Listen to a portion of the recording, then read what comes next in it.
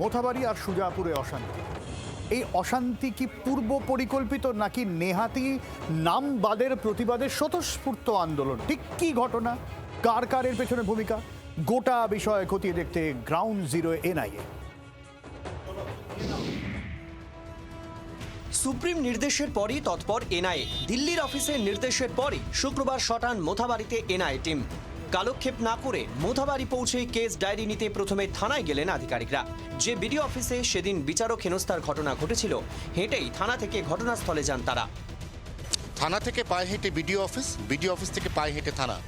বোঝার বা জানার উদ্দেশ্য কোন জায়গায় এখান থেকে মুভ করতে কতক্ষণ লাগে, পুলিশের সেদিন কতক্ষণ লেগেছিল।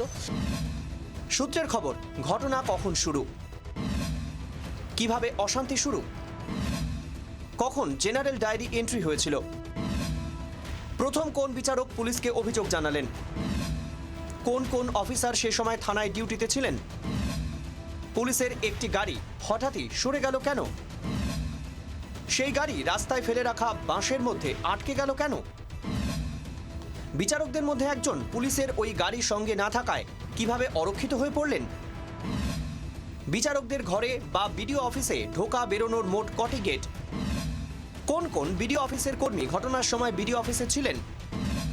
আলাদা কোনো এফআইআর করছে না এনআইএ, শুধুমাত্র তদন্ত করছে।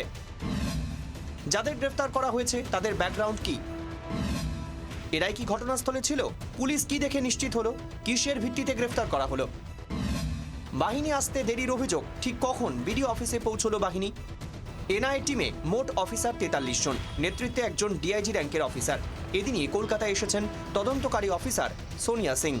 সব মিলিয়ে উত্তর খোঁজা হচ্ছে 13টি প্রশ্নের, যে 13টি প্রশ্নের উত্তর এখনো পর্যন্ত ঠিকভাবে পাওয়া যায়নি বলেই সূত্রের খবর। এই উত্তরগুলি এনআইএ তদন্ত রিপোর্ট আকারে প্রাথমিকভাবে পেশ করতে চলেছে 6ই এপ্রিল, জি 24 ঘন্টার জন্য। ক্যামেরা নবীনের সঙ্গে অয়ন, মোথাবাড়ি, মালদা।